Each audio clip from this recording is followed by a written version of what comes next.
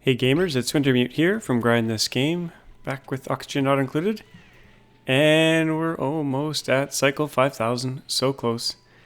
I haven't changed the base much since the last episode, which was showing off cycle 4000, and I did a long kind of base tour. I haven't really changed much since then. I did let my hatches I cooked all their eggs and kind of got rid of them because they ate all the igneous rock, so raw mineral, we've got a tiny bit of igneous rock left, but it was pretty much gone.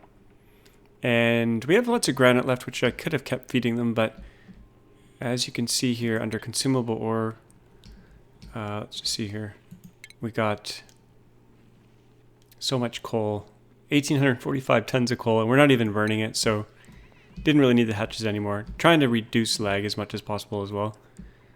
And if you kind of check my save games here, you can see between each cycle, it takes about, let's see here, about 5 or 6 minutes between each cycle. So it's taken a long time to get to cycle 5000. I'm going to speed things up until we're really close here. And maybe I'll show you what else I kind of did since the last episode. Let's see here. Actually, I don't want to miss the cycle turnover. What else did I do? I was dripping water with a pipe here. I had some extra water. I was just kind of putting it in here. And it was creating steam. And I played around with the steam a bit. You can see there's a lot of steam in here. It's at like super high pressure. 181 kilograms. Played around with that. It's too hard to cool it though without setting up a big cooling system. And we don't need any more power. This is still turning kind of excess water into oil. What I really should be using is my hot water that's in my hot water tank up here. Way up here, which is actually getting really full now. So once it hits this pump here, I was going to just... Oh, it is hitting this pump already. It was just going to send this water into space. Oh, that's the in pipe. And here's the out pipe. It's actually just dumping it into space, and it should be disappearing, but it's not. It should be disappearing into the vacuum of space, but...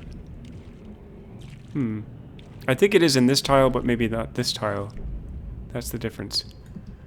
So what I should really be doing is sending that water down to the oil area. To the oil area, yeah, and...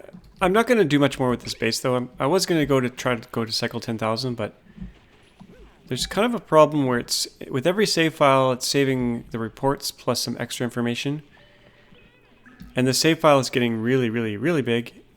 We got some glitching out here. So every time it saves, which you'll see in a second, it's really slow, and the game gets close to crashing, but. I'll do a quick overview in a second. Once we take over to cycle 5000, you can see that my food right now doesn't have water. And that's fine because we got a big surplus of food. And the water down here that it's coming from, the geyser's dormant and it should be back in 7 cycles or so. So we'll be fine. Okay, when this game saves here, it's going to maybe glitch out. We'll see in a second. Let me speed things up. So close. I've never had a base go to cycle 5000 before. And I got warned that there's some weird time dilation stuff that happens as you get, higher and higher cycles. But I think 5000 is going to be the kind of the end point. Okay, here we go. The game's going to try to save and hopefully it don't crash. It usually does freeze. Cycle 5000. Come on, you can do it, game. So every single cycle... Oh, we did it. Every single cycle, the save file gets bigger and slower, so no point continuing on here. Once this geyser starts flowing again, there's a pump here that takes the water into this giant tank here. And then from here, we're kind of cooling that water.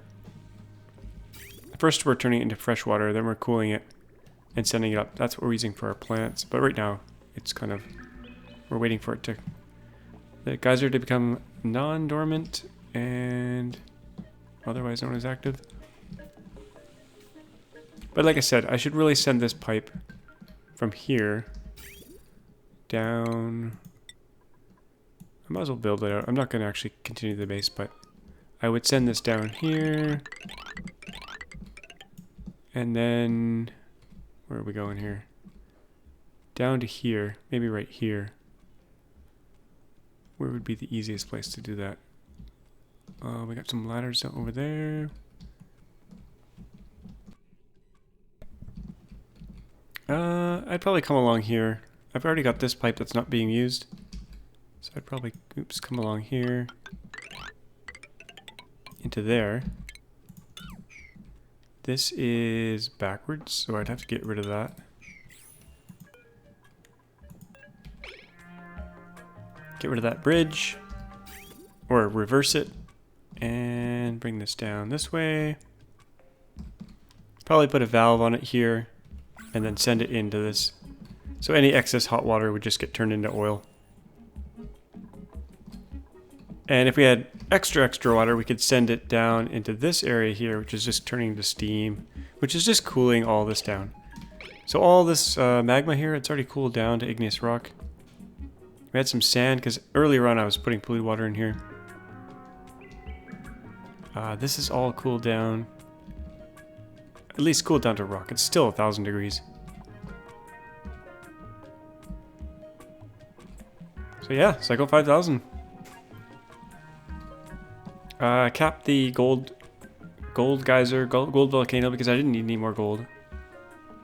I had lots of, let's see here, refined metal. We have 67 tons of, sorry, 125 tons of refined gold, so don't need any more of that. Don't think I changed much else. Oh, I had to take out my prison. There was a prison up here. In the last episode, I kind of showed it. This area was the prison, and we locked 3 dupes in there, and the other dupes delivered food to a little kind of waiting room, kind of a hole in the wall to give them food. But there's actually a bug that I reported with the fridges. So this was a priority 9 fridge that was here, and they were delivering food. Everything was great. But once in a while, they would start delivering phantom food that had no mass. So you couldn't even see them, but they would run over, they'd put something in the fridge, but there'd actually be nothing there. And then these 3 dupes that were in here would starve to death. So until that bug gets fixed, I'm not going to build any more prisons.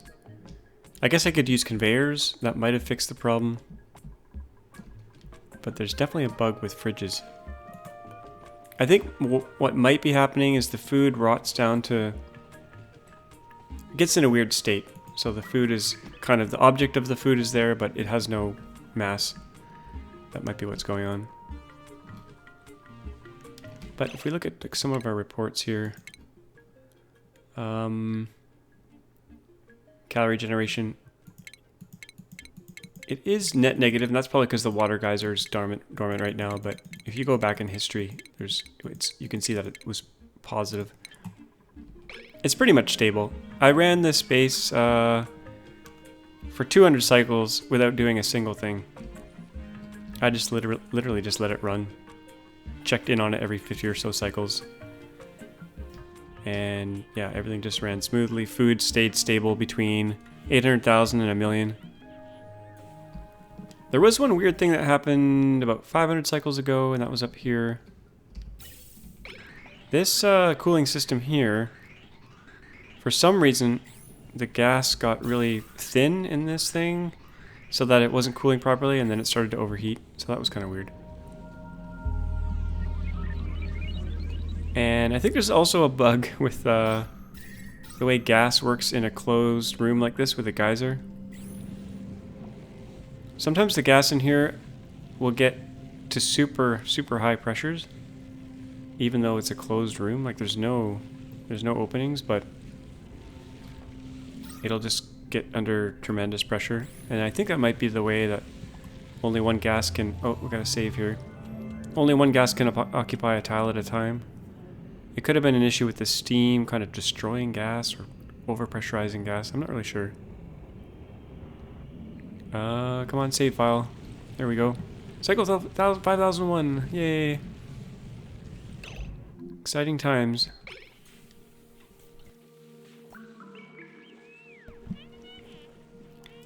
I'll do a quick glance at the base here. Oh, I also took out the oxalate refinery here.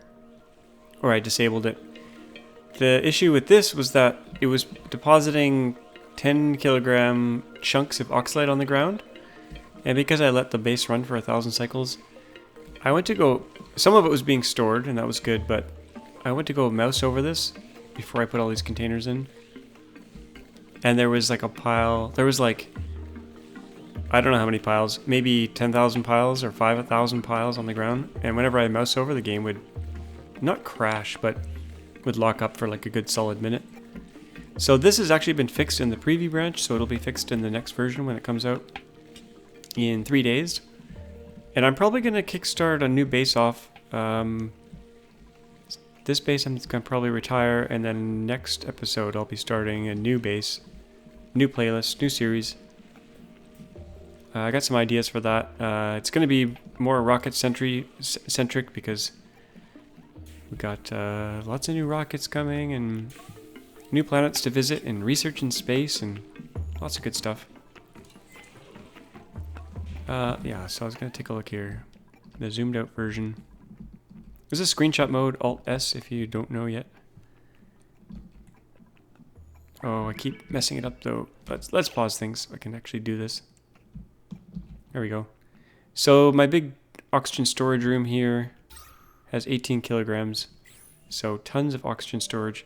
If our oxygen ever went offline, we'd be fine for many, many cycles. And I also have a bunch of oxalate stored away. So if we actually used up all this, then we'd have some backup oxalate. There's oxygen all over the place as well, because whenever doors are opened inside the base here, little bits of oxygen get out. And I guess that's just been flowing outside here and filling up all these areas. Down below we got chlorine layer and then CO2. And I do have a CO2 scrubber down there that kind of grabs the excess CO2. This area is sealed, that's why it's not really getting pressurized anymore.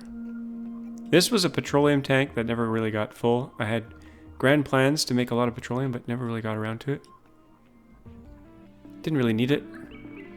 Let's check the temperature overlay. So, mostly it's cold, except for our hot water tank here. A few warm areas for wild pinch pepper here and here. We got our slickster room down here. Petroleum room, which is nice and warm. And then this is Bob and Lily and Draco's in this little chamber here. And then this was our crazy steam room down here. But generally it's cool or kind of nice temperature. There is a hot spot here I never really dealt with. I started to cool it down and then gave up. Just go through the overlays here. Our power overlay, which is pretty crazy. But not too crazy. What else do we got? Temperature. Light. This is liquid piping. Every geyser dumps, all the water geysers dump into this big water tank, except for the polluted one.